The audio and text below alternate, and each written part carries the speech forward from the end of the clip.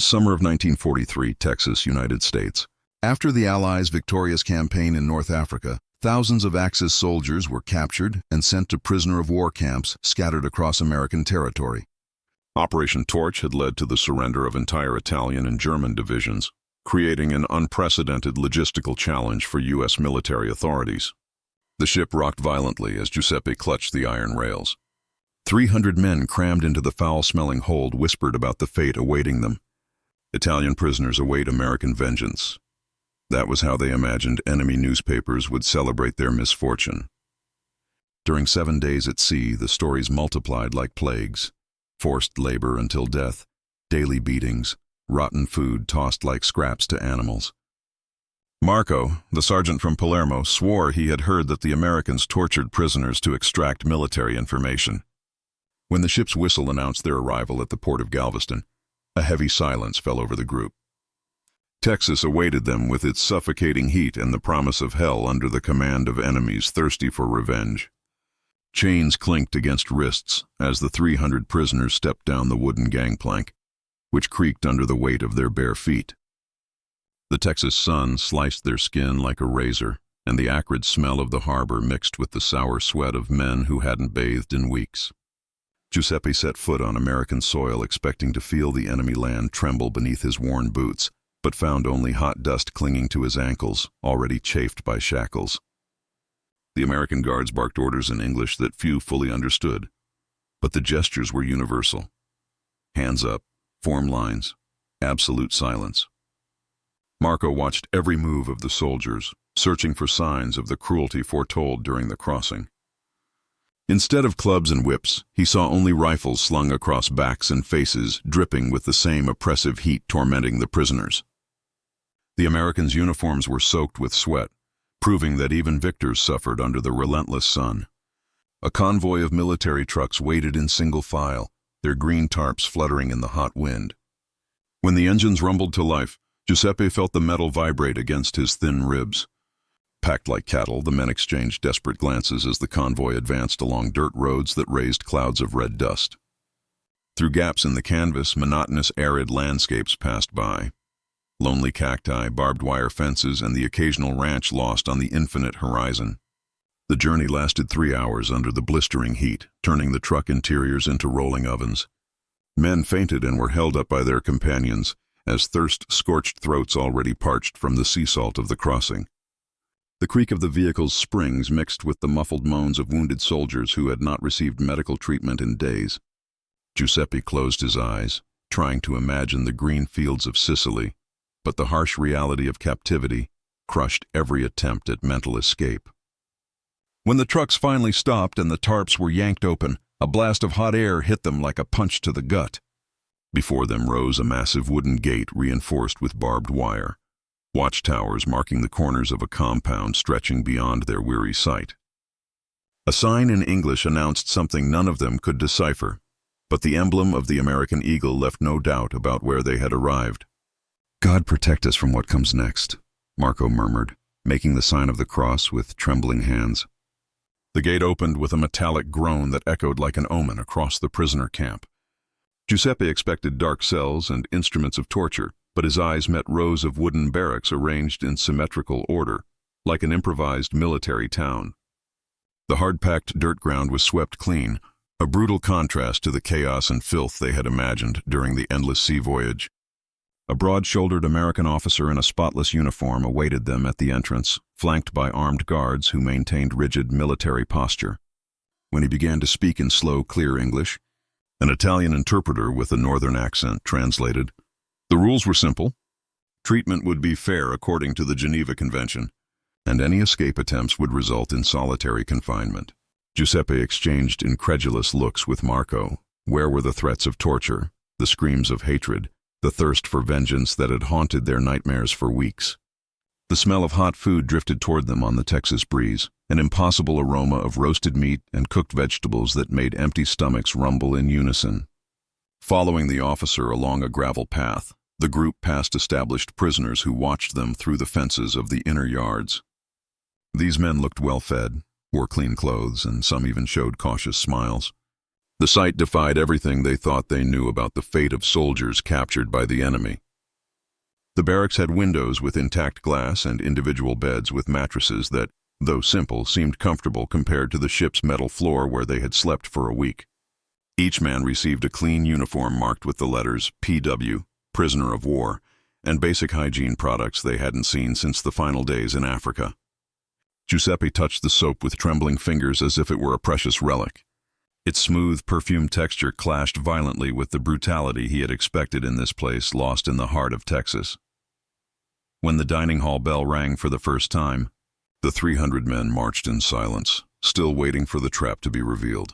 Metal plates gleamed on solid wooden tables while steam rose from large pots tended by American cooks working with military efficiency. Giuseppe held his tray with hands that trembled not from fear now, but from a deep confusion that threatened to shatter every certainty about war, enemies, and what it meant to be alive when one expected to be dead.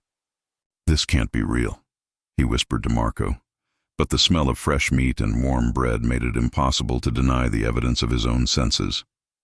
The first meal in the prisoner camp was eaten in absolute silence, each man chewing slowly as if the food might be poisoned. Giuseppe tasted the pork melting on his tongue, a luxury he hadn't enjoyed in months, while watching American guards patrol with unloaded rifles, a detail Marco noted with a seasoned sergeant's eye. The food was abundant and nourishing, served in generous portions that brutally contrasted with the meager rations of the last days on the African front. During the first days, the prisoners moved like wary ghosts, waiting for the mask of American civility to dissolve and reveal the true face of vengeance. But the mornings came with soft sirens calling them to work in the cotton fields, where they received symbolic payment in camp currency to buy cigarettes and candy at the commissary. Giuseppe discovered that his hands, accustomed to holding rifles, adapted surprisingly well to the rhythm of harvesting under a scorching sun that reminded him of Sicilian summers from his childhood. Routine soon settled in with military precision: work in the morning, punctual meals, free time in the afternoon to write letters, censored but indeed sent home. At night, when the heat eased and the Texan cicadas began their deafening chorus, groups gathered in the yards for impromptu card games and whispered conversations. The sound of crickets blended with the cautious laughter of men discovering it was possible to smile even on enemy soil, a revelation that deeply unsettled those clinging to military dignity as their sole identity. Marco organized a silent resistance group, men who refused to accept any American kindness as genuine. For them, every hearty meal was propaganda, every proper medical treatment an attempt to break their military spirit. Giuseppe found himself torn between loyalty to the sergeant and the growing evidence that the Americans were strictly honoring international agreements on prisoners of war. The coarse texture of his prisoner's uniform was a constant reminder of his condition, but its clean, well-mended fabric defied his expectations of neglect and cruelty. 3 weeks after their arrival, when Giuseppe finally dared to smile during an improvised soccer match, he felt as though he were betraying not only his distrustful comrades but also the memory of those who had died in Africa. The moral dilemma deepened each day. To accept the humanity of their treatment meant acknowledging that enemies could be decent men, a discovery that shook the very foundations of everything he believed about war, honor, and the meaning of fighting for his homeland. "Perhaps the Americans are smarter than we imagined," he murmured to himself as the ball rolled through the Texas red dust, carrying with it fragments of a lost innocence that could never be reclaimed. The revelation came in fragments of conversation, overheard during the weekly visits of the International Red Cross. Giuseppe realized that delegates were whispering about the effectiveness of the Hearts and Minds operation, a deliberate strategy to show the world that the United States treated prisoners of war with respect while other Axis nations systematically violated international conventions. The camp in Texas was not merely a place of detention, but a crucial piece on a diplomatic chessboard where every gesture of humanity became a weapon of propaganda against Mussolini and Hitler. Journalists began to appear with growing frequency, photographers capturing images of Italian prisoners playing soccer, working in the fields with smiles on their faces, and attending free English classes. Giuseppe understood that their sun-browned faces were being used to show the world that American democracy treated its enemies with more dignity than the totalitarian regimes showed their own citizens. The smell of fresh ink from the newspapers that occasionally reached the camp carried stories of Nazi concentration camps, creating a devastating contrast no prisoner could ignore. Marco intensified his resistance, organizing silent boycotts of recreational activities and trying to keep alive the flame of military loyalty among men, increasingly seduced by the normality of camp life. He argued that accepting American comfort was equivalent to betraying the comrades who had died fighting, turning the survivors into puppets of a political performance. The group split more deeply. On one side, those who embraced the chance to survive with dignity. On the other, those who preferred to keep their military pride intact, even if it meant rejecting the small luxuries that made imprisonment bearable. Giuseppe found himself at the center of the conflict, deeply respecting Marco, yet unable to ignore that the Americans meticulously honored their promises. The soft texture of clean clothes, the taste of balanced meals, and the sound of genuine laughter in the yards created a reality impossible to deny. When he learned that German prisoners in nearby camps received similar treatment, he understood this was not a special favor to the Italians, but a systematic policy that challenged everything he had learned about the nature of wartime enemies. The letter from his mother in Sicily, passed through censors but untouched in its emotional content, marked the decisive break. She wrote of Allied bombings that destroyed their town, but also of American soldiers who distributed food and medicine after the attacks. Giuseppe realized he was living in a world where enemies could destroy and rebuild, kill and save, hate and show compassion at the same time. "Questa guerra è pazza," he murmured, recognizing that the madness of war lay not only in violence but in the disturbing discovery that humanity could persist even between mortal adversaries, turning each prisoner into an involuntary witness to a truth that defied decades of propaganda about the absolute nature of good and evil. Months in the camp had turned Giuseppe into a man split between two souls. The soldier who had sworn loyalty to the Duce and the prisoner who now found simple pleasure in bocce matches played in the Texas dust. The metallic sound of the balls clashing echoed across the yard like a bell announcing the arrival of an impossible peace, while American guards watched with genuine smiles at men who, months earlier, had tried to kill them in the deserts of Africa. The smooth texture of the metal spheres warmed by the sun reminded Giuseppe of afternoons in the square of his Sicilian village, creating a painful bridge between a lost past and a present that should not have existed. Marco maintained his silent resistance, refusing to take part in recreational activities and keeping a rigid military posture even during hours of rest. He organized clandestine meetings in the barracks where he reminded his comrades that they were soldiers on enemy territory, not guests at an extended party. The sour smell of sweat in these secret gatherings contrasted with the fresh aroma of American soap now perfuming the communal showers. Giuseppe attended these sessions with a heavy heart, respecting the sergeant's moral integrity, yet unable to ignore that life in the camp offered a dignity the war had stolen from them years before. The makeshift library in the central barracks became Giuseppe's refuge, where he discovered Italian books donated by Texan immigrants of Sicilian origin. The yellowed pages carried the familiar scent of printed ink, recalling the hours he had spent studying in Palermo before war turned learned men into killing machines. Reading Dante in the heart of Texas while American guards patrolled outside created an irony so deep he sometimes laughed to himself, a bitter laugh mixing absurdity and relief. Other prisoners began to look at him with suspicion, as if education made him more susceptible to American seduction. The camp commissary sold simple goods with the money earned from agricultural work: toothpaste, cigarettes, sweets, even postcards to send home. Giuseppe spent his first coins on a wooden comb that replaced the dirty fingers he had used to arrange his hair since capture. The feeling of the smooth teeth gliding through his grown-out hair represented a microscopic reclamation of personal civilization, an act of resistance against the dehumanization of war that, ironically, took place on enemy soil. When Marco discovered the purchase, his eyes filled with a profound sadness that spoke louder than any words of reproach. At night, lying in his individual bed with clean sheets changed weekly, Giuseppe listened as the sounds of the camp grew quiet, whispered conversations in dialects from all over Italy, the creak of the barracks wood cooling after the day's heat, the rhythmic footsteps of night guards. Through the open windows, the Texas stars seemed different from those shining over Sicily, yet they offered the same ancient comfort to men lost far from home. He wondered if the American soldiers killed in Africa had also gazed at these same constellations, seeking in the celestial lights an answer to the absurdity of killing and dying, for causes that now felt increasingly distant from the simple human reality that, paradoxically, the prisoner of war camp had restored to their lives. The news arrived through a newspaper smuggled in by a sympathetic guard.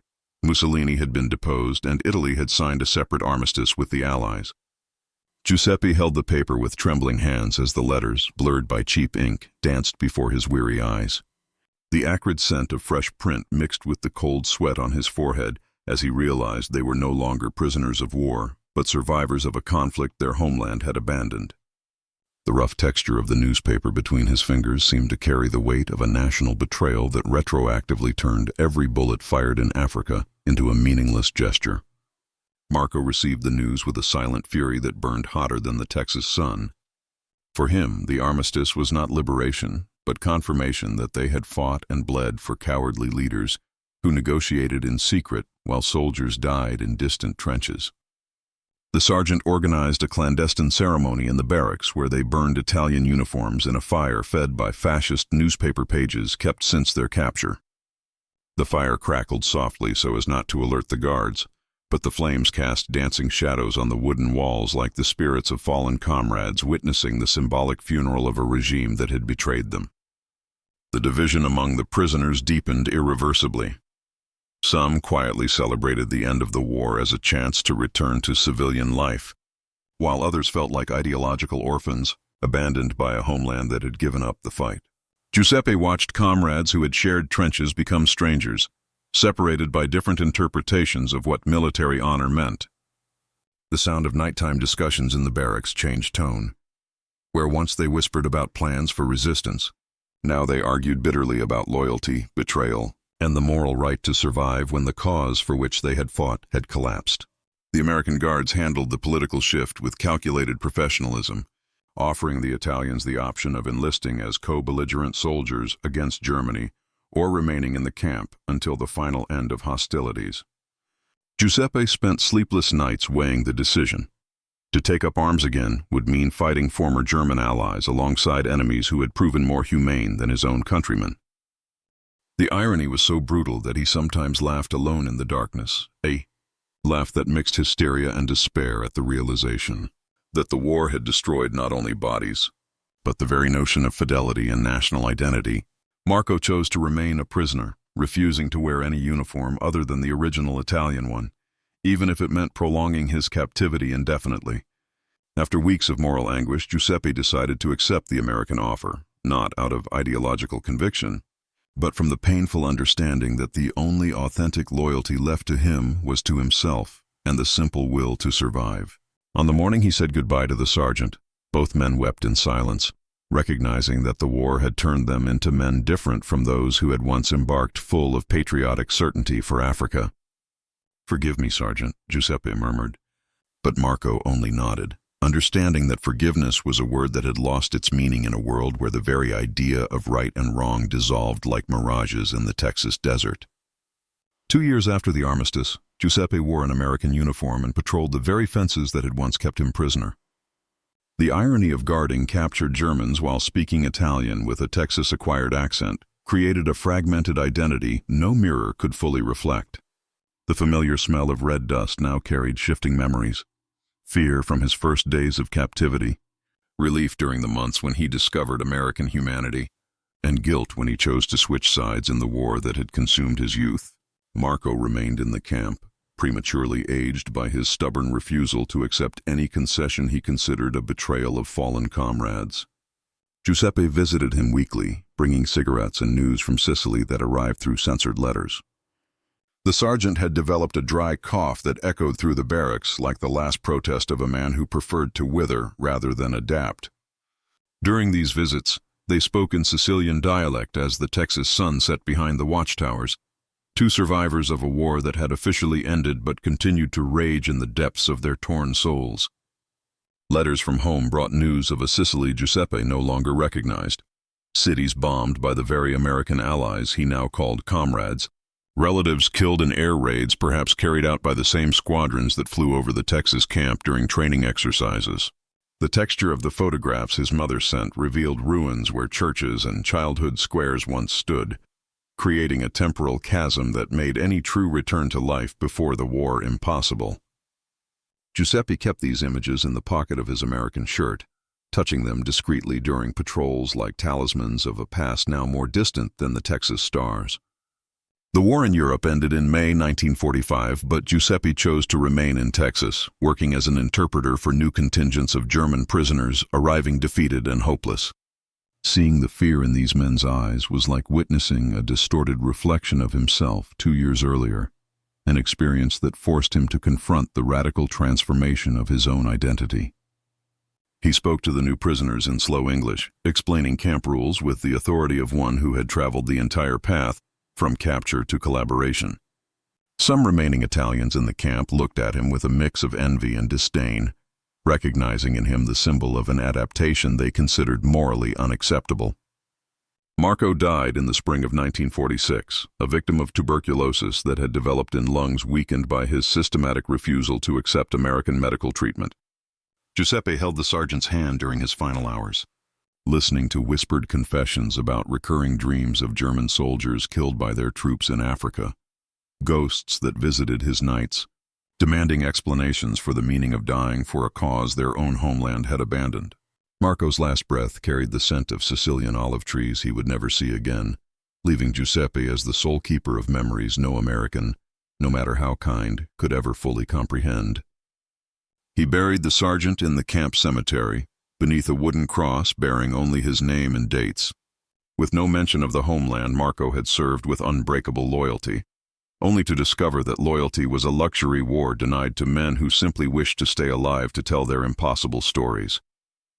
The war ends when the last prisoners choose between memory and forgetting, and discover that both choices carry the unbearable weight of having survived when so many others did not.